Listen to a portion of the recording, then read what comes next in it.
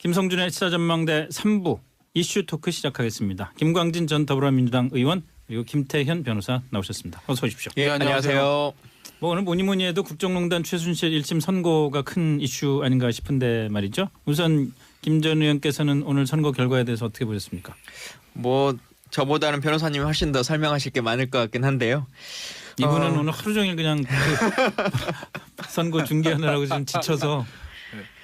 근데 최순실 씨도 그 상황을 보니까 이 정도는 이제 좀 그 받아들이려고 하는 것 같은 느낌이더라고요. 그 전까지의 상황에서는 막 그 믿을 수가 없다, 이 재판 인정할 수 없다, 뭐 이런 분위기로 좀 갔었는데 이제는 뭐 이 정도는 나도 좀 감당해야겠다라는 생각을 좀 갖고 있는 것 같고 여러 가지 상황들이요. 이 정도는 20년이 근데 이 정도는 국민들이 생각하기에 20년이라고 하는 것이 적합한가? 뭐 저희가 법조인은 아니어서 형량을 가지고 막 논쟁할 수는 없지만 심정적으로 봤을 때 현직 대통령이 탄핵될 정도의 상황에 초래한 그 죄가 그리고 그러한 경제적인 관계들을 다 고려해 본다면 20년이란 형은 좀 너무 작지 않나 이런 생각은 좀 듭니다.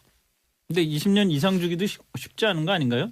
검찰은 뭐 25형 구형했으니까 뭐 꼭 기속되는 아니고 30년 줘도 상관없는 건데. 근데 이제 단 25년의 구형에서 20년 나왔으니까 많이 나오는 거죠. 그리고 이제 공소사실 전부 다 이제 유죄가 나오는 거거든요. 그러니까 말이 20년이지.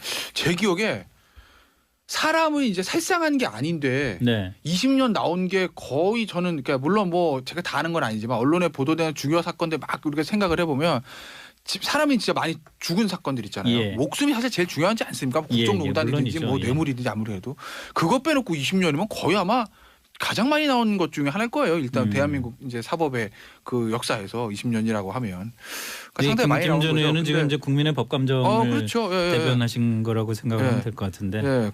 그런데 오늘 저는 이제 두 가지 오늘 선고를 2시간 반 동안 저는 선고 과정을 다 지켜봤는데 물론 선고 과정이 생중계된 건 아닌데 이제 뭐 기자들이 다 들어가지고 열심히 카톡을 보냈어요. 카톡을 보낸 그걸 2시간 반 동안 이제 다 들었는데 두 가지죠. 하나는 뭐냐면 이재용 부회장 결국 재판과 비교할 수밖에 없지 않습니까? 그게 오늘은 포인트인 것 같아요. 포인트죠. 그러니까 뇌물 같은 경우 이재용 부회장 같은 경우에 1심에서 뭐 K재단 미래재단 무죄 나온 거 그렇다 치고 독일로 간 거에서 76억이 유죄가 나왔고 1심에서 항소심에서 이제 36억으로 줄었어요. 근데 그 판단이 달라졌던 게 뭐냐면 독일로 돈 보낸 거, 현금 보낸 건 다 뇌물로 인정된 건데 말이거든요. 말 3마리. 곰 3마리도 아니고 그 말 3마리. 비타냐 쌀씨도 이름 하나를 끝까지 제가 기억 못하고 하나 말 3마리인데 1심에서는 그 말 3마리가 완전히 최순실한테 준 거다. 그러니까 그것도 뇌물로 본 거예요. 그런데 이재용 부회장 2심에서는 아니야. 말은 삼성 거고 그냥 공짜로 타개한 것뿐이야. 이거거든요. 그럼 말은 삼성에 가지고 있고 최순실이 준 게 아니니까 뇌물이 아니잖아요. 빠진 거잖아요. 말 3마리 가격이. 근데 이번에 돈을 받은 측인 최순실 씨 재판에서는 말 3마리도 형식상 계약서상으로는 삼성 거라고 돼 있지만 실질적으로는 최순실 씨가 자기 것처럼 탄 거다. 실질적 처분권은 최순실한테 있었다라고 해서 말 소유권은 거의 최순실 거를 인정을 해버린 거죠. 그러니까 그게 이제 뇌물로 다 인정이 된 겁니다. 그러니까 이재용 부회장 뇌물 준 사람인 이재용 부회장의 1심과 같은 결과가 나온 거죠. 일단 그게 이제 하나 포인트고 또 두 번째 포인트는 저는 사실 두 번째 포인트 정말 놀랐는데 왜냐하면 첫 번째 포인트는 뭐 판단은 달라질 수도 있다고 봤어요. 실제로 이재용 부회장 재판에도 1심에서 달랐으니까 대법원과 정리되지 않겠습니까? 바로 신동빈 부회장입니다. 롯데 아무도 주목하지 않았던. 왜 이게 아무도 주목하지 않았어요? 실제로? 아니 왜냐하면 실형이 선고되리라고 상상을 못했나요? 왜냐하면 삼성 뇌물이 워낙 커서 사실 롯데의 60, 70억 뇌물 이 공여 이 부분은 사실 좀 어떻게 보면 관심에서 조금 벗어나 있었던 측면이 있고 아니 생각해 보시면은 삼성 뇌물 어떻게 될까는 기사가 그렇게 쏟아져 나왔지만 이 롯데 뇌물에 대해서는 그냥 큰 관심도 사실 그렇게 많지 않았거든요. 아니 그런 차원 말고 실제로 이번 1심에서 신동빈 회장이 실형을 선고받고 구속될 가능성이 없다고 봤나요? 저는 개인적으로 저는 0%라고 0%. 과감하죠. 저는 오늘 대낮까지도 0%. 앞으로 수임 안 됩니다. 수임 안 되겠다 진짜. 이렇게 왜냐면요. 이렇게까지 얘기하시면 안 되죠. 제가 되게 국정농단 사건 방송 많이 하면 대부분 아시겠지만 결과를 많이 맞췄어요. 그리고 못 맞히는 것도 완전히 제가 0% 이렇게 말한 건 없거든요. 고민하다가 결론 낸 건 이건 제가 왜 그랬냐면은 이게 구조가 K재단, 미래재단 어쨌든 재단에 돈을 준 거니까 제3자 뇌물 공여라고요. 그러니까 삼성 이재용 부회장이 K재단, 미래재단에 200억 출연했던 거랑 구조가 같아요. 그렇게 되면 제3자 뇌물공여에게 결국 부정한 청탁이라는 거 입증을 해야 된다는 예. 거거든요. 그게 입증 쉽지 않잖아요. 박근혜 전 대통령이랑 이주영 부회장도 마찬가지지만 저기 신동빈 회장도 둘이 무슨 얘기인지 어떻게 알아요. 그래서 이제 삼성 같은 경우는 이게 무죄가 나왔으니까 롯데도 거기에 비춰봤을 때 무죄가 나올 확률은 저는 지극히 낮다. 그래서 제가 과감하게 무죄가 나올 확률이 지극히 높다.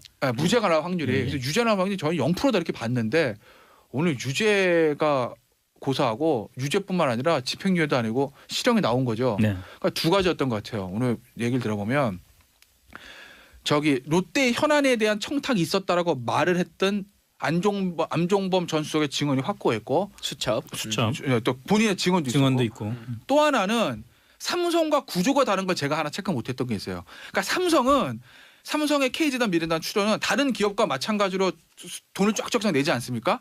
그 과정에서 본인의 이제 어떤 대가성이 있었다는 게 특검의 판단이었는데 네.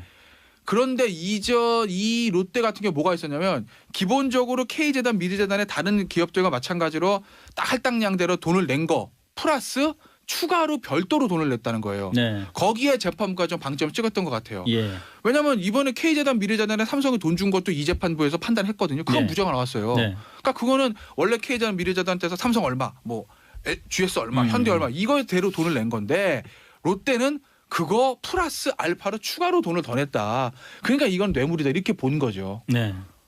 자, 지금 뭐 그 김태현 변호사가 오늘 재판의 요지 그리고 쟁점에 대해서 쭉 정리를 해줬는데 그 김 전 의원은 어떻게 보세요? 지금 얘기한 그 이재용 부회장 재판과 선고와 다른 점들, 이 국민의 법감정에서는 정말 이해가 안 되는 부분들이 좀 많은데 아마 국민의 법감정을 벗어나서요. 지금 가장 억울하다고 생각하는 사람이 신동빈 회장일 것 같아요. 예. 자기가 평생 재벌로 살긴 했지만 오늘처럼 내가 돈이 없어서 억울하다 이렇게 생각하기는 처음일 것 같은데요. 삼성에 결국은, 비해서. 예, 그렇죠. 내가 삼성처럼 그렇게 그러면 그 얘기는 다시 말해서 삼성은 돈이 많아서 풀려났고 롯데는 돈이 적어서 못 풀려났다 이거를 단정하시는 거네요. 일단 기본적으로 삼성은 돈이 많아서 풀려났다라고 하는 것은 명확한 것 같습니다. 네. 그래서 그게 지금의 이 재판의 상황이라고 하는 것을 보더라도 삼성의 상황이 일반적으로 정상적이지 않다라고 하는 것은 명확하게 반증하는 거지 않습니까? 예. 똑같은 사건들을 가지고도 안종범 수첩을 거의 대부분의 재판부는 이 재판뿐만 아니라 다른 재판에서 다 인정하고 있고 또 뇌물도 지금 받은 사람도 다 범죄라고 처벌을 받고 있는데 준 사람이 사실상 피해자다. 이제 이렇게 이재용 재판만 그렇게 해결이 된 거지 않습니까? 그래서 삼성의 재판이 좀 정상적이지 않았다라고 하는 것을 어찌 보면 다시 한번 반증하는 그런 상황이 아닐까 싶고요. 이런 여러 가지 것들을 봤을 때 물론 이제 그 신동민 회장하고 이재용 부회장하고 차이점이라고 치면 그 승계라고 하는 직접성이라고 하는 것을 바로 밝히지 못하고 여기는 면세점 허가권이라고 하는 것에 대한 직접적인 연관관계가 있다라고 하는 것 때문에 이제 뇌물의 직접적인 당사자다 이제 이렇게 할 수는 있을 것 같은데 사실 지금 이 재판부가 그 하나하나의 그 법리를 훨씬 더 우선한 것일까 아니면 진짜 삼성이라는 그 이름에 훨씬 더 지난 재판부가 우선했던 것일까라고 하는 고민을 해보자면 많은 국민들이 생각하시기에 지난 재판부는 그 삼성이라는 이름에 훨씬 더 큰 방점을 둔 것이 아닌가 이렇게 보여집니다. 근데 말이죠, 김태현 변호사.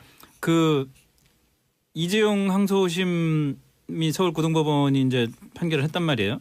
대개 뭐 같은 사건이나 같은 그 피고인에 대한 재판이 아니라 하더라도 이런 비슷한 내용 같은 한 사건에 비슷한 내용을 갖고 판결을 하면은 고등법원에서 이런 판결 내린 거를 다른 재판부 오늘 재판은 이제 지방법원이니까 그렇죠. 하급심에서 좀 참고하지 않습니까? 뭐 그런 경험들 많죠. 근데 이제 이 재판 글쎄 모르겠습니다. 이제 김수현 부장이 어떤 생각을 하고 있는지 모르겠는데 이 재판은 1심 재판 그러니까 이재용 부회장의 고등법원 항소심이 아니라 1심 중앙지법 재판 논리랑 거의 유사해요. 그렇죠. 그 뇌물에 대한 부분들은. 근데 언제 한번 지난주 월요일 아닙니까? 이재용 부회장 1심 재판이요? 그랬나요? 지난주 얼마 안 됐죠. 근데 그 정도 되면 사실은 그러니까 이제 약간 추정을 곁들이면 사실은 그 정도 되면은 지금 이 최순실 재판 담당 22부는 한참 판결문 쓰고 있을 때입니다. 그 내부적으로 뇌물에 대해서 판단을 어느 정도 내려놨다는 것이거든요. 네. 그러니까 예를 들어서 내가 이미 뇌물에 대해서 76억 뇌물 인정하고 판단해놓고 좀 판결문 쓰고 있는데 고등법원에서 32억이라네? 지워! 하고 32억이 가능하겠습니까? 물리적으로. 사실 그건 오히려 좀 그렇지 않죠. 예를 들어서 뭐 고등법원 재판은 두어 달 전에 있었다고 하면 뭐 그거에 대해서 약간 내부적으로라도 뭐 기속을 받을 수도 있겠으나 예. 이미 물리적으로 이 시간차를 생각해 봤을 때 그거를 기속받아 가지고 그거를 좀 감안해서 판결을 쓸 수 있는 물리적인 시간은 아니라고 보고 저는 예. 뭐 합의 과정이 아마 본인들이 아시는 거니까 일단 추정입니다. 일단은 제가 봤을 때는 이제 최순실 씨, 뭐 박근혜 전 대통령도 같은 재판부거든요. 네. 박근혜 전 대통령 당연히 70억 다 나올 거예요, 똑같이. 예. 이 두 사람의 고등법원 재판이 어떻게 될까가 또 관건이고 결국에는요, 이건 대법원 전화배치해서 정리할 수밖에 없어요. 네. 그러니까 대개 구속 사건 같은 경우에는 구속 기간에 제한이 있기 때문에 같이 할 수도 없지 않습니까? 예. 근데 이재용 부회장이 지금 석방 상태잖아요. 그럼 대법원에서 물리적으로 2년 3년 끌어도 괜찮다는 거예요. 그 얘기는 무슨 얘기냐면 어쨌든 최순실 씨든 박근혜 전 대통령이든 이 삼성 뇌물 관련해 받은 사람 쪽 이게 결국 대법원까지 가지 않겠습니까? 예. 그러면 그것과 이재용 부회장 돈 뇌물 준 사람이 이재용 부회장 건을 병합을 해서 저는 전화합의서 심리하는 게 맞다고 봐요. 그래 이제 한 번에 정리를 해줘야죠. 왜냐하면 이재용 부회장은 구속 기간 제한이 없으니까 이제 불구속 상태니까 좀 길게 가져가도 된다라는 거죠. 그래서 아마 그렇게 해서라도 이 부분은 결국 대법원에서 똑같은 상황 가지고 말 소유권 말 세 마리가 누구 건지에 관해서 결국 달라지는 거잖아요. 그래서 그거는 아마 저는 대법원에서 어떻게든지 좀 정리를 해줘야 되지 않을까 싶습니다. 박범계 의원 아까 병행 심리를 해서라도. 예, 저 전화 인터뷰를 하면서 질문했을 때 이 박근혜 전 대통령 재판에 오늘 선고가 미칠 영향에 대해서 질문을 했더니 더 엄한 선고를 받을 거다. 최순실보다 뭐 이렇게 대답을 하시던데 어떻게 생각하세요? 뭐 최소한 최순실 씨보다는 더 높은 형량이 나오지 않을까 네. 싶습니다. 뭐 제가 법조 전문은 아닙니다만 그 최순실 씨는 직접적인 권한을 가지고 있는 분은 아니지 않습니까? 네. 박근혜 대통령이라고 하는 권한을 가지고 호가호위를 한 것으로 20년형을 받았기 때문에 그 권한을 위임해줬든 아니면 뭐 최순실에게 당했든 아니면 실제적으로 경제 공동체든지 간에 그 권한을 직접적으로 갖고 있던 사람이 훨씬 더 범죄가 크고 네. 지금 여러 가지 상황들을 보자면 사실상의 경제 공동체라고 하는 것을 인정하니까 지금 최순실의 상황도 이 정도의 그렇죠. 형량이 나오는 거잖아요. 그래서 그것이 그대로 유지된다고 하면 지금의 최순실보다 훨씬 더 엄중한 무게의 재판 선고가 나오지 않을까 싶습니다. 알겠습니다. 다음 이슈로 넘어가죠. 평창 동계올림픽을 계기로 해서 남북 간에 그동안 꽁꽁 얼어붙었던 어떤 그 대화가 다시 물꼬를 텄습니다. 심지어는 김정은이 동생 김여정을 통해서 문재인 대통령에게 정상회담 제의까지 했고요. 이제 앞으로가 사실 문제인데 우선은 평창 동계올림픽 동안에 그 김여정 그리고 김영남이 우리나라에 와서 2박 3일 동안에 있었던 기간 동안에 그 남북 간의 대화 결과 어떻게 평가를 하십니까? 사실 한 달 전만 딱 생각해도 전쟁이 나는 게 아니냐 혹은 우리의 결정과 상관없이 미국이 어떤 공격을 가하는 게 아니냐 뭐 이런 얘기까지 막 나오던 시기지 않습니까? 근데 남북 정상회담에 대한 얘기들이 우리만의 주장이 아니라 북측에서도 얘기를 하는 상황까지 왔고 그러한 모습들을 생각해 본다면 이번에 평창을 통한 정상 외교는 남한도 북한도 둘 다 아주 성공적이었다라고 하는 측면은 뭐 인정해야 될 것 같습니다. 김 변호사님. 꽁꽁 얼은 게 이제 녹기 시작한 건 맞는 것 같은데 강 얼었을 때 녹았을 때 잘못 지나면 물에 빠집니다. 그렇죠. 큰일 나요. 그럼 꽁꽁 게 낫습니다. 물에 빠지면 잘못 녹았을 때 발 넣게 되면. 그러니까 제가 이 이야기 왜 드리냐면 뭐 일단은 지금은 좋아 보이죠 겉으로는. 근데 이게 지금 사실 저는 판단할 수 없다고 봐요. 잘 된 건지 아닌지. 왜냐하면 모든 게 뭐 국정 마찬가지, 외교 마찬가지 모든 것이 사실 결과로서 판단이 되는 겁니다. 뭐 결과가 좋으면 중간에 과정상에 약간 오르들다 덮어지지 않습니까? 특히 국정에서는 그렇잖아요.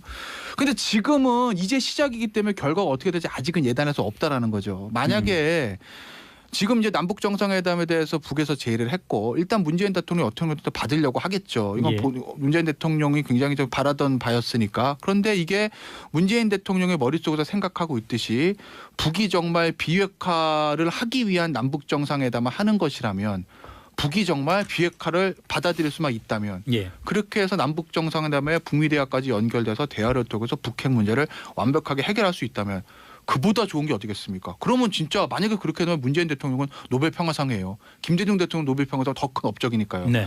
근데 만약에 그게 아니라 또 일각에서 우려하는 것처럼 북이 지금 굉장히 강력하게 그 스크럼이 짜 있는 그 국제 공조, 대북 경제 압박을 틈을 벌리기 위한 것이라면, 네. 우리나라와 미국의 틈을 벌리기 위한 것이라면, 그걸 알면서도 우리가 거기에 빠져든다면, 그러면 그 상황은 더 안 좋아지지 않겠습니까? 예. 그러니까 결국 이 상황 관리를 대통령이 굉장히 잘해야 되는 거고, 문재인 대통령에게는 가장 큰 기회지만, 정말 노벨 평화상도 받을 수 있는 기회지만, 이 기회라는 것은 돌아보면 위기가 항상 상존하고 있는 건 아니겠습니까? 그렇죠. 그러니까 북의 속내를 어떻게 알고 그것을 어떻게 대응하느냐, 과연 이 딜레마를 어떻게 풀 것이냐는 거에 대해서 문재인 대통령 가장 중요한 저는 시점이 있다고 봅니다. 섣불리 저는 아이고 감사합니다라고 뭐 받을 수밖에 이렇게 달려들 건 아니라고 봐요. 그럼 녹은 물에 빠지죠. 그렇게 하진 않겠죠. 그렇죠. 그렇게 하지 않을 거야지 된다고 말씀드리는 건데. 어떤 면에서 속도가 굉장히 중요하다는 생각도 들고요. 지금 김태현 변호사의 지적에 대해서 어떻게 보세요? 뭐 아주 원론적인 말씀이신데요. 그 녹은 그 꽁꽁 언 물이 어쨌든 흘러가는 물이 되려면 중간 단계에서는 살얼음판이 되고 또 어느 순간은 얼음 덩어리들이 흘러가고 해야 됩니다. 근데 모든 사람이 원하는 것이 흘러가는 물인데 왜 중간에 살얼음판이 생겼냐라고 하는 것만을 가지고 문제 삼을 수는 없거든요. 그게 그 과정을 거쳐야 물은 흘러가는 거니까. 그래서 그 하는 과정에 있는 것이다. 비핵화라고 하는 것이 우리의 최종적인 목표고 모든 사람이 달성해야 되겠다라고 하는 생각을 갖고 있는 것인데 만나기도 전에 그것을 다 달성할 수는 없어요. 그러니까 시험을 봐야 100점을 맞을 수가 있는데 100점을 맞아야 시험장에 들어갈 수 있다. 이렇게 계속 주장을 하는 것으로는 우리가 생각하는 남북관계 개선이라고 하는 것이 이루어지지 않고 그게 결국은 우리에게도 도움되는 일이 아니니까 조금 더 지켜봐 주면 좋겠다. 그리고 지금 잘 돼가고 있다. 이렇게 보여집니다. 계속 지금 살얼음판 얼음이 얼고 뭐 물이 흐르고 살얼음판이 이렇게 은유가 자꾸 많이 나오다 보니까 이제 좀 구체적으로 좀 구체적인 세부 사안에 대해서 좀 얘기를 했으면 좋겠는데 첫 번째 살얼음판 중에 하나가 뭐냐면은 사실은 어떻게 보면 미국이라고 할 수가 있을 것 같아요. 남북이 그냥 만나서 그냥 무조건 그야말로 얘기를 할 수는 없는 거 아니에요. 그 쉽게 말해서 그 어떤 미국과의 협의를 통해서 그 분명히 뭐 어떤 사안에 대해서 조건을 정하고 대화를 한다든지 이럴 수가 있을 텐데 과연 남북 대화가 남북 정상회담의 조건이랄까? 김태현 변호사는 어떤 게 있다고 보세요? 결국 미국이죠. 그러니까 이전에 두 번의 그 남북 정상회담, 특히 이제 첫 번째에서는 김대중 대통령 당시 남북 정상회담 같은 경우에는 사실 미국과의 관계에서 김대중 대통령이 굉장히 공을 들이지 않았습니까? 네. 당시 클린턴 대통령도 어느 정도 대화를 통해서 남북 문제 해결해야 된다는 것에 인식이 있었고, 이른바 페리 프로세스라는 것이 그 당시에 진행돼서 그 당시만 해도 사실 북핵위기가 그렇게 큰 문제는 아니었거든요. 네. 노무현 대통령이 했었던 남북 정상회담에도 그 전에 이미 북핵이 어느 정도 대화로서 육자회담 같은 프로세스가 좀 진행이 되고 있었었고, 네. 그러다 미국이 좀 이해한 측면이 있는데 지금 상황이 전혀 다르다는 거죠. 그러니까 문재인 대통령도 본인도 스스로 이렇게 얘기를 합니다. 이 북핵 문제는 최종적으로 우리가 해결하는 것이 아니라 북미 대화를 통해서 이루어진다는 거 아니겠습니까? 네. 그러니까 우리가 아무리 이제 북에 가서 뭐 남북 정상회담 하고 뭐 남북 관계 개선, 금강산에 뭐 개성공단에 아무리 다 풀어줘도 결국 핵 문제는 미국과 북한의 문제인 것인데 그건 전 세계 누구나 다 인정하는 거 아니겠어요? 우리도 북한도. 미국이 여기 호응해주지 않으면 오히려 안 하면 못하다는 거죠. 왜냐하면 네. 아무리 우리 예를 들어서 미국이 전혀 북미 대화에 응하지 않고 북한도 마찬가지, 미국도 마찬가지고 비핵화 문제가 북한과 미국 사이의 대화를 통해서 해결될 기미가 안 보이는데 우리랑 북한과의 관계만 좋아져서 개성공단, 금강산 제재 다 푼다고 한들 네. 미국을 중심으로 국제사회의 경제 제재가 세게 들어가게 되면 오히려 사실 우리나라만 미국과의 관계가 멀어지는 것이고 북핵 문제 해결 안 되지 않겠습니까? 애초에 금강산하고 개성공단을 예를 들어서요. 우리가 앞장서서 풀기는 힘들겠죠. 그 자체도. 그러니까 이제 예를 들어서 그러니까 남북 관계가 잘 풀리고 북미 관계가 안 풀려서 남북 사이에만 해빙이 오고 북미 사회가 북미 간의 관계가 꽁꽁 얼어 있다고 하게 되면 오히려 사실 안 한이란만 못한 결과가 온다는 거죠. 있죠. 그래서 결국은 일각에서는 그런 얘기도 있는 거 아니겠어요? 대북 특사보다 더 먼저 보내야 되는 게 대미 특사 아니냐. 미국 가서 미국을 먼저 설득하는 것이 우선 아니겠냐. 미국이 어느 정도 인정을 해주고 미국을 설득을 시켜야 남북 관계도 풀릴 수 있지 않냐는 얘기들이 그래서 나오는 거 아니겠어요? 김 전 의원 보시기에는 그 남북 정상회담 성사의 조건이 뭐가 있다고 보세요? 일단 그 전에 미국도 이제 대화를 했으면 좋겠다라고 하는 얘기들을 오늘 아침부터 막 하지 않습니까? 그래서 충분히 지금의 상황들은 뭐 이루어지고 있다. 그러니까 펜스 부통령의 상황이 미국의 입장을 그대로 대변하고 있다라고 보여지진 않아요. 왜냐하면 그 뭐 회의에 참석하지 리셉션에 참석하지 않거나 뭐 행사장에서 막 나가거나 하는 그 모습들을 통해서 그게 이제 하루 이틀 지나고 왔는데 미국의 언론이나 여러 가지 상황들이 그게 무슨 외교의 활동이냐. 심지어는 마네킹을 보내도 그보다 잘하겠다라고 하는 기사가 막 나오는 거지 않습니까? 그래서 미국에서도 이런 방식이 별로 효과적이지 않다라고 판단하는 것 같고 또 사실은 제재와 압박이라고 하는 것의 목표가 결국은 비핵화나 대화를 이끌어가기 위한 것이 목표인데 그 길이 눈앞에 보이고 있는데 끝까지 제재만을 요구할 수는 없는 것이거든요. 그래서 따라갈 것이다라고 하는 측면은 좀 보여지고 다만 김정은이 어쨌든 미국에게 전하는 메시지가 지금 대한민국에 전하는 메시지와 좀 다르게 가겠다라고 하는 것을 계속 말하고 있기 때문에 이것에 대한 첫 흐름을 평창 이후에 어떻게 할 것인가라고 하는 것을 좀 지켜보고 판단해야 될 것 같습니다. 또 하나 말씀드리면 좀 동어반복일 수도 있는데 결국 대북 특사를 누군가나 갈 건데 글쎄 누가 갈지 궁금하지만 저는 개인적으로는 임종석 실장이 가는 게 맞다고 보면 저는 개인적으로 왜냐하면 대통령 그 정도 그분 가야 되지 않겠습니까? 저쪽에서 김여정은 아닌데. 근데 예를 들어서 임종석 비서실장이나 아니면 서훈 국정원장 얘기도 있고 조명근 장관 얘기도 있는데 가서 과연 첫 마디를 뭐라고 하느냐는 거죠. 김정은에게. 예를 들어 정상회담 제의했으니까 우리가 무조건 하겠습니다. 이건지 비핵화를 하지 않으면 이 대북 제재가 계속될 거고 우리도 거기에 동참할 수밖에 없고 그러면 너희들은 정권이 지속될 수가 없다. 비핵화를 하고 북미 간의 대화에 나서라. 그럼 우리가 모든 경제제를 풀고 통큰 지원을 하겠다. 이 비핵화라는 전제를 얘기할 수 있는 이게 관건 아니겠어요? 또 하나의 관건은. 왜냐하면 지금 앞서 의원님 잠깐 언급하셨듯이 어쨌든 대북 제재가 효과가 있는 것은 맞습니다. 그렇기 때문에 김정은이 사실 이 평창올림픽에 기어 나오고 그다음에 김여정이라는 정말 최측근 어떻게 보면 그들 표현을 하면 백두혈통이라고 하는 그 왕 김씨 일가를 보내서 남북 정상회담이라는 걸 카드를 먼저 꺼낸 거 아니겠습니까? 김문정은으로서는 쓸 수 있는 가장 센 카드를 꺼낸 거거든요. 그건 그만큼 이제 대북 제재에 대해서 북한이 버티기가 쉽지 않다는 내부적인 어떤 그런 흐름들이 있지 않았겠느냐. 그렇다고 보면 우리가 여기서 이걸 기화로 그냥 단순히 대북 제재 펑 들어가지고 살길 털어줄 게 아니라 우리도 카드를 내밀어야 되는 거 아니겠어요? 너희들 대북 비핵화 회담을 응해라. 그래야만 경제 제재를 풀고 그래야 우리도 예전처럼 통큰 지원을 할 수 있다는 이런 부분들을 가서 얘기할 수 있을 것인지 아닌지 그것이 저는 궁금합니다. 그런데 대통령의 어떤 신년 기자회견이나 이제까지 워딩들을 보면 대통령 마음속으로 분명히 그 생각 가지고 있는 것 같아요. 비핵화가 전제되지 않는 회담 의미가 없다는. 그건 뭐 당연히 그렇죠. 근데 이제 그 생각을 가지고 있는 거랑 막상 이게 실행 단계에 대해서 실행을 옮기는 건 좀 별개니까 그 부분에 대해서 대통령이 정말 말씀대로 실행에 옮기길 제가 바라는 거죠. 근데 이제 보수 정부 시절과 뭐 지금의 상황하고 매번 사실 정권 때마다 동어반복이긴 한데 비핵화를 선언해야 대화가 가능하다라고 하는 것이 현실성이 있느냐. 그건 안 되지 않습니까? 비핵화라고 하는 것을 논의하기 위한 대화의 장으로 나와라라고 하는 것까지인 거죠. 여기까지 하겠습니다. 이슈토크 김태현 변호사, 김광진 전 의원 두 분 감사합니다. 김성준의 시사전망대 3부 이슈토크 시작하겠습니다. 김광진 전 더불어민주당 의원 그리고 김태현 변호사 나오셨습니다. 어서 오십시오. 안녕하세요.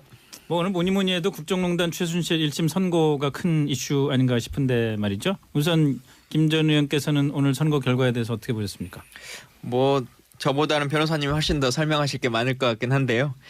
이분은 오늘 하루 종일 그냥 그 선거 중계하느라고 좀 지쳐서.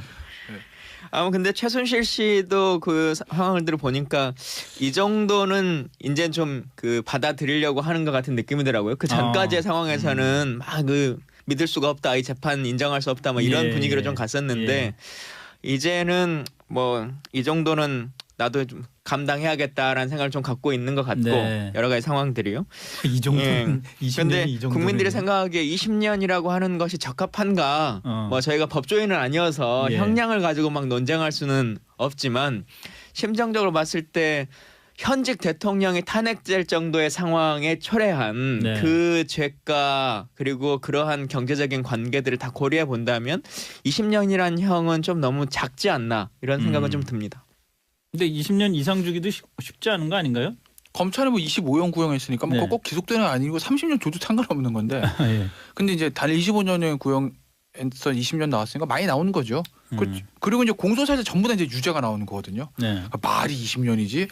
제 기억에 사람은 이제 살상한 게 아닌데 20년 나온 게 거의 저는 그러니까 물론 뭐 제가 다 아는 건 아니지만 언론에 보도되는 중요 사건들 막 우리가 생각을 해보면 사람이 진짜 많이 죽은 사건들 있잖아요. 예. 목숨이 사실 제일 중요하지 않습니까? 국정농단이든지 뭐 뇌물이든지 아무래도 그거 빼놓고 20년이면 거의 아마 가장 많이 나오는 것 중에 하나일 거예요. 일단 대한민국 이제 사법의 그 역사에서 20년이라고 하면 그러니까 상당히 많이 나오는 거죠. 김 전 의원은 지금 이제 국민의 법감정을 그렇죠. 대변하신 거라고 생각하면 될 것 같은데. 예.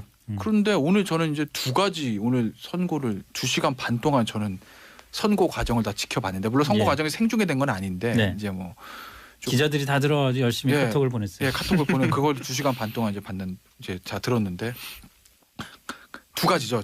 하나는 뭐냐면 이재용 부회장 걸고 재판과 비교할 수밖에 없지 않습니까?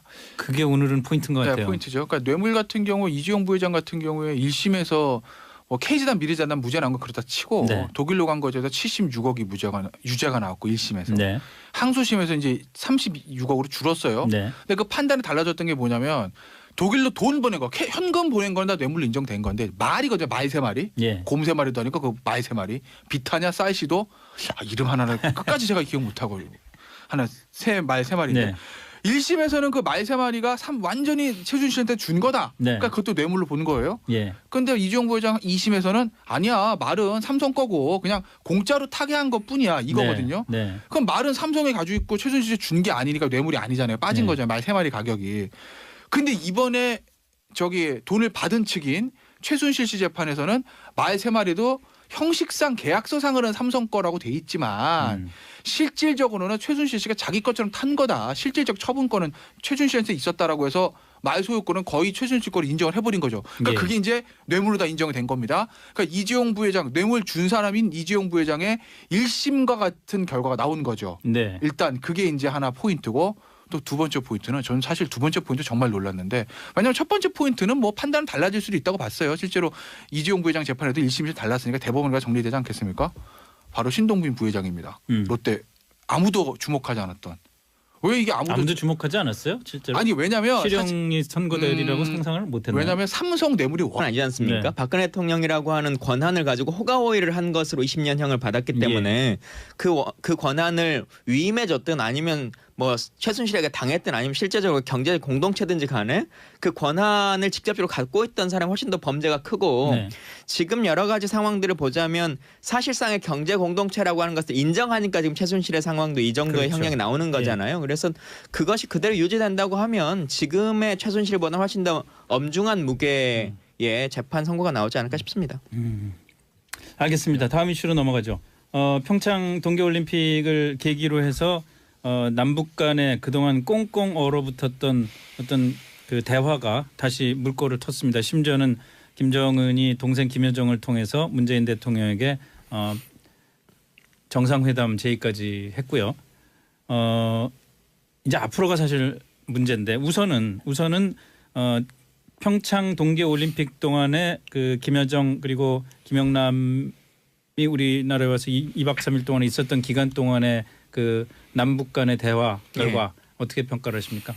사실 한 달 전만 딱 생각해도 전쟁이 나는 게 아니냐 혹은 우리의 결정과 상관없이 미국이 어떤 공격을 가하는 게 아니냐 뭐 이런 얘기까지 막 나오던 시기지 않습니까? 근데 남북 정상회담에 대한 얘기들이 우리만의 주장이 아니라 북측에서도 얘기를 하는 상황까지 왔고 그러한 모습들을 생각해 본다면 이번에 평창을 통한 정상 외교는 남한도 북한도 둘 다 아주 성공적이었다라고 하는 측면은 뭐 인정해야 될 것 같습니다. 김 변호사님. 꽁꽁 얼은 게 이제 녹기 시작한 건 맞는 것 같은데 강 얼었을 때 녹았을 때 잘못 지나면 물 빠집니다. 그렇죠. 큰일 나요. 그럼 꽁꽁 얼은 게 낫습니다. 물에 빠지면 잘못 녹았을 때 발 넘기면. 그러니까 제가 이 이야기 왜 드리냐면 뭐 일단은 지금은 좋아 보이죠 겉으로는. 근데 이게 지금 사실 저는 판단할 수 없다고 봐요. 잘 된 건지 아닌지. 왜냐하면 모든 게 뭐 국정 마찬가지 외교 마찬가지 모든 것이 사실 결과로서 판단이 되는 겁니다. 뭐 결과가 좋으면 중간에 과정상에 약간 오르들다 덮어지지 않습니까? 특히 국정에서는 그렇잖아요.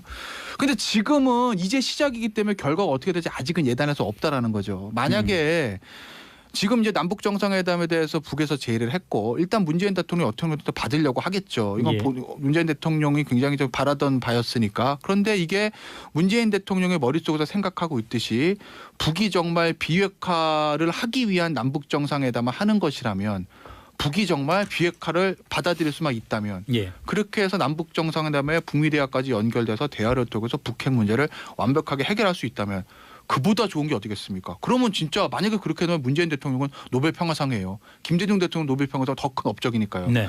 근데 만약에 그게 아니라 또 일각에서 우려하는 것처럼 북이 지금 굉장히 강력하게 그 스크럼이 짜 있는 그 국제 공조, 대북 경제 압박을 틈을 벌리기 위한 것이라면 네.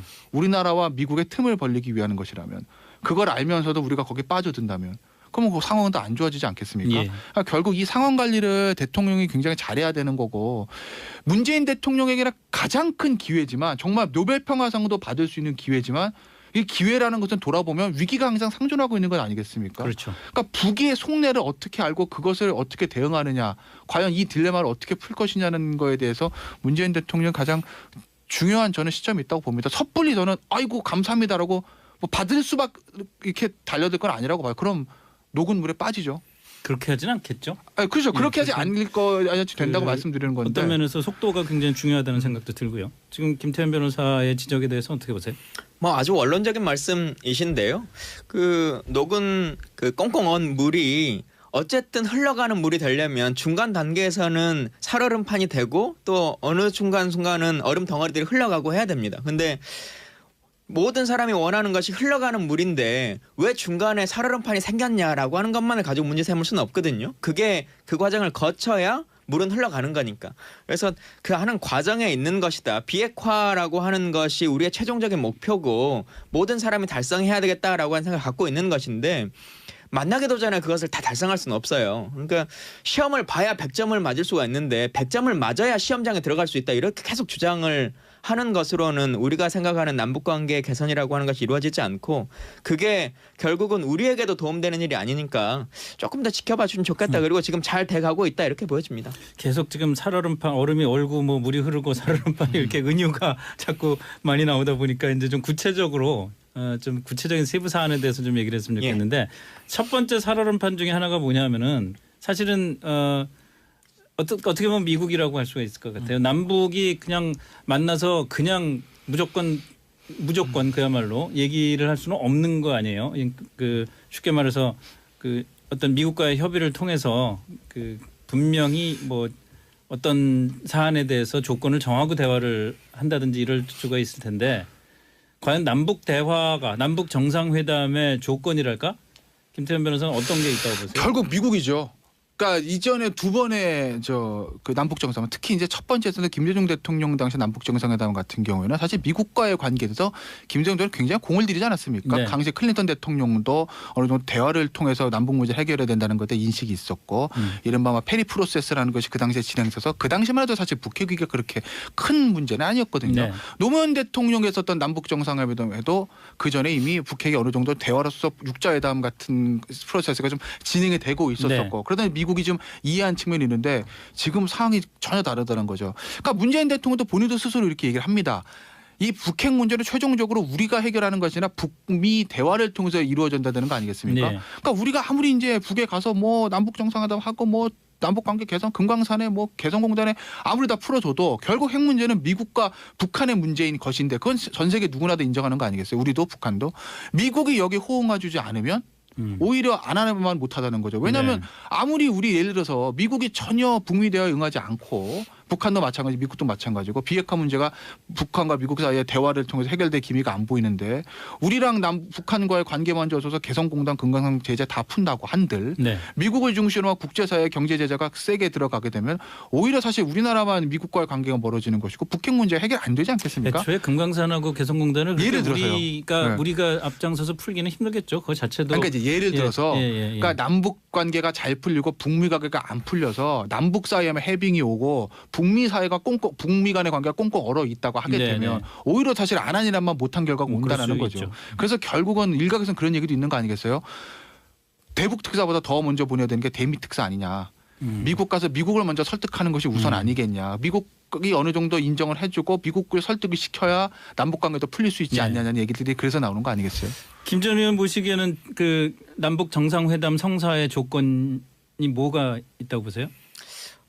일단 그 전에 미국도 이제 대화를 했으면 좋겠다라고 하는 얘기들을 오늘 아침부터 막 하지 않습니까? 그래서 충분히 지금의 상황들은 뭐 이루어지고 있다. 그러니까 펜스 부통령의 상황이 미국의 입장을 그대로 대변하고 있다라고 보여지진 않아요. 왜냐하면 그 뭐 회의에 참석하지 리셉션에 참석하지 않거나 뭐 행사장에서 막 나가거나 하는 그 모습들을 통해서 그게 이제 하루 이틀 지나고 왔는데 미국의 언론이나 여러 가지 상황들이 워낙 커서 사실 이 롯데의 70억 뇌물 이 공여 이 부분은 사실 좀 어떻게 보면 관심에서 조금 벗어나 있었던 측면이 있고 아니 생각해 보시면은 삼성 뇌물 어떻게 될까는 기사가 그렇게 쏟아져 나왔지만 이 롯데 뇌물에 대해서는 그냥 큰 관심도 사실 그렇게 많지 않았거든요. 아니 그런 차원 말고 실제로 이번 1심에서 신동빈 회장이 실형을 선고받고 구속될 가능성이 없다고 봤나요? 저는 개인적으로 저는 0%라고 0%. 과감하죠. 저는 오늘 대낮까지도 0%. 앞으로 수임 안 됩니다. 수임 안 되겠다 진짜. 이렇게 왜냐면요. 이렇게까지 얘기하시면 안 되죠. 제가 되게 국정농단 사건 방송 많이 하면 대부분 아시겠지만 결과를 많이 맞췄어요. 그리고 못 맞히는 것도 완전히 제가 0% 이렇게 말한 건 없거든요. 네네. 고민하다가 결론 낸 건 이건 제가 왜 그랬냐면은 이게 구조가 K재단, 미래재단 어쨌든 재단에 돈을 준 거니까 제3자 뇌물 공여라고요. 그러니까 삼성 이주영 부회장이 K재단, 미래재단에 200매거 출연했던 거랑 구조가 같아요. 그렇게 되면 제3자 뇌물 공여에 결국 부정한 청탁이라는 거 입증을 해야 된다는 거거든요. 그게 입증이 쉽지 않잖아요. 박근혜 전 대통령이랑 이주영 부회장도 마찬가지지만 저기 신동빈 회장도 둘이 무슨 얘기인지 어떻게 알아요. 그래서 이제 삼성 같은 경우는 이게 무죄가 나왔으니까 롯데도 거기에 비춰봤을 때 무죄가 나올 확률은 저는 지극히 낮다. 그래서 제가 과감하게 무죄가 나올 확률이 지극히 높다. 무죄가 나올 확률이 그래서 유죄가 나올 확률이 저는 0%다 이렇게 봤는데 오늘 유죄가 고사하고 유죄뿐만 아니라 집행유예도 아니고 실형이 나온 거죠. 그러니까 두 가지였던 것 같아요. 오늘 얘기를 들어보면 저기 롯데 현안에 대한 청탁이 있었다라고 말을 했던 안종범 전 수석의 증언이 확고했고 수첩. 또 본인의 증언도 있고. 또 하나는 삼성과 구조가 다른 걸 제가 하나 체크 못했던 게 있어요. 그러니까 삼성의 K재단 미래재단 출연은 다른 기업과 마찬가지로 돈을 쫙쫙 내지 않습니까? 그 과정에서 본인의 이제 어떤 대가성이 있었다는 게 특검의 판단이었는데 그런데 이 롯데 같은 경우 뭐가 있었냐면 기본적으로 K재단, 미래재단의 다른 기업들과 마찬가지로 딱 할당량대로 돈을 낸 거 플러스 추가로 별도로 돈을 냈다는 거예요. 거기에 재판부가 좀 방점을 찍었던 것 같아요. 왜냐하면 이번에 K재단, 미래재단에 삼성이 돈 준 것도 이 재판부에서 판단했거든요. 그건 무죄가 나왔어요. 그러니까 그거는 원래 K재단, 미래재단한테서 삼성 얼마, 뭐 GS 얼마, 현대 얼마 이거대로 돈을 낸 건데 롯데는 그거 플러스 알파로 추가로 돈을 더 냈다. 그러니까 이건 뇌물이다 이렇게 본 거죠. 자 지금 뭐 그 김태현 변호사가 오늘 재판의 요지 그리고 쟁점에 대해서 쭉 정리를 해줬는데 그 김 전 의원은 어떻게 보세요? 지금 얘기한 그 이재용 부회장 재판과 선고와 다른 점들 이 국민의 법감정에서는 정말 이해가 안 되는 부분들이 좀 많은데 아마 국민의 법감정을 벗어나서요. 지금 가장 억울하다고 생각하는 사람이 신동빈 회장일 것 같아요. 자기가 평생 재벌로 살긴 했지만 오늘처럼 내가 돈이 없어서 억울하다 이렇게 생각하기는 처음일 것 같은데요. 삼성에 결국은, 비해서. 그렇죠. 내가 삼성처럼 그렇게 그러면 그 얘기는 다시 말해서 삼성은 돈이 많아서 풀려났고 롯데는 돈이 적어서 못 풀려났다 이거를 단정하시는 거네요. 일단 기본적으로 삼성은 돈이 많아서 풀려났다라고 하는 것은 명확한 것 같습니다. 그래서 그게 지금의 이 재판의 상황이라고 하는 것을 보더라도 삼성의 상황이 일반적으로 정상적이지 않다라고 하는 것은 명확하게 반증하는 거지 않습니까? 똑같은 사건들을 가지고도 안종범 수첩을 거의 대부분의 재판부는 이 재판뿐만 아니라 다른 재판에서 다 인정하고 있고 또 뇌물도 지금 받은 사람도 다 범죄라고 처벌을 받고 있는데 준 사람이 사실상 피해자다. 먼저 이렇게 이재용 재판만 그렇게 해결이 된 거지 않습니까? 그래서 삼성의 재판이 좀 정상적이지 않았다라고 하는 것을 어찌 보면 다시 한번 반증하는 그런 상황이 아닐까 싶고요. 이런 여러 가지 것들을 봤을 때 물론 이제 그 신동민 회장하고 이재용 부회장하고 차이점이라고 치면 그 승계라고 하는 직접성이라고 하는 것을 바로 밝히지 못하고 여기는 면세점 허가권이라고 하는 것에 대한 직접적인 연관관계가 있다라고 하는 것 때문에 이제 뇌물의 직접적인 당사자다 이제 이렇게 할 수는 있을 것 같은데 사실 지금 이 재판부가 그 하나하나의 그 법리를 훨씬 더 우선한 것일까 아니면 진짜 삼성이라는 그 이름에 훨씬 더 지난 재판부가 우선했던 것일까라고 하는 고민을 해보자면 많은 국민들이 생각하시기에 지난 재판부는 그 삼성이라는 이름에 훨씬 더 큰 방점을 둔 것이 아닌가 이렇게 네. 보여집니다. 근데 말이죠, 김태현 변호사. 네.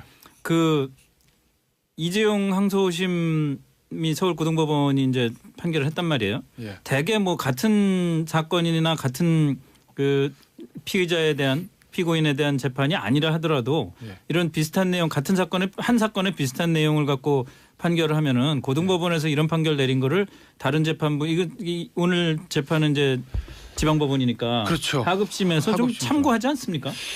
뭐 그런 경험들 많죠. 근데 이제 이 재판 글쎄 모르겠습니다. 이제 김수현 부장이 어떤 생각을 하고 있는지 모르겠는데 예. 이 재판은 1심 재판 그러니까 이재용 부회장의 고등법원 항소심이 아니라 1심 중앙지법 재판 네. 논리랑 거의 유사해요. 그 그렇죠. 뇌물에 예. 대한 부분들은. 예. 근데 언제 한번 지난주 월요일 아닙니까? 이재용 부회장 1심 재판이요? 그랬나요? 지난주 뭐, 예, 네, 얼마 안 어쨌든. 됐죠. 근데 그 정도 되면 사실은 그러니까 이제 약간 추정을 곁들이면 사실은 그 정도 되면은 지금 최순실 재판 담당 22부는 한참 판결문 쓰고 있을 때입니다.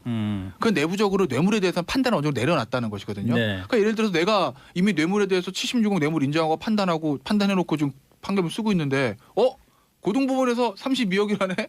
지워! 하고 32억이 가능하겠습니까? 물리적으로. 사실 그건 오히려 좀 그렇지 않죠. 예를 들어서 뭐 고등법원 재판은 두어 달 전에 있었다고 하면 뭐 그거에 대해서 약간 내부적으로라도 뭐 기속을 받을 수도 있겠으나 예. 이미 물리적으로 이 시간차를 생각해 봤을 때 그거를 기속받아 가지고 그거를 좀 감안해서 판결을 쓸 수 있는 물리적인 시간은 아니라고 보고 저는 예. 뭐 합의 과정이 아마 본인들이 아시는 거니까 일단 추정입니다. 일단은 제가 봤을 때는 이제 최순실 씨, 뭐 박근혜 전 대통령도 이 같은 재판부거든요. 네. 박근혜 전 대통령 당연히 70억 다 나올 거예요, 똑같이. 예. 이 두 사람의 고등법원 재판이 어떻게 될까가 더 관건이고 결국에는요, 이건 대법원 전원합의체에서 정리할 수밖에 없어요. 네. 그러니까 대개 구속 사건 같은 경우에는 구속 기간에 제한이 있기 때문에 같이 할 수도 없지 않습니까? 예. 근데 이재용 부회장이 지금 석방 상태잖아요. 그럼 대법원에서 물리적으로 뭐 2년 3년 끌어도 괜찮다는 거예요. 그 얘기는 무슨 얘기냐면 어쨌든 최순실 씨든 박근혜 전 대통령이든 이 삼성 뇌물 관련해 받은 사람 쪽 이게 결국 대법원까지 가지 않겠습니까? 예. 그러면 그것과 이재용 부회장 뇌물 준 사람이 이재용 부회장 건을 병합을 해서 저는 전환합의서 심리하는 게 맞다고 봐요. 그래야 이제 한 번에 정리를 해줘야죠. 왜냐하면 이재용 부회장은 구속 기간 제한이 없으니까 이제 불구속 상태니까 좀 길게 가져가도 된다라는 거죠. 그래서 아마 그렇게 해서라도 이 부분은 결국 대법원에서 똑같은 사안 가지고 말 세 마리가 누구 건지에 관해서 결국 달라지는 거잖아요. 그래서 그거는 아마 저는 대법원에서 어떻게든지 좀 정리를 해줘야 되지 않을까 싶습니다. 박범계 의원 아까 병행 심리를 해서라도. 예, 저 전화 인터뷰를 하면서 질문했을 때 이 박근혜 전 대통령 재판에 오늘 선고가 미칠 영향에 대해서 질문을 했더니 더 엄한 선고를 받을 거다. 최순실보다 뭐 이렇게 대답을 하시던데 어떻게 생각하세요? 뭐 최소한 최순실 씨보다는 더 높은 형량이 나오지 않을까 네. 싶습니다. 뭐 제가 법조 전문은 아닙니다만 그 최순실 씨는 직접적인 권한을 가지고 있는 분은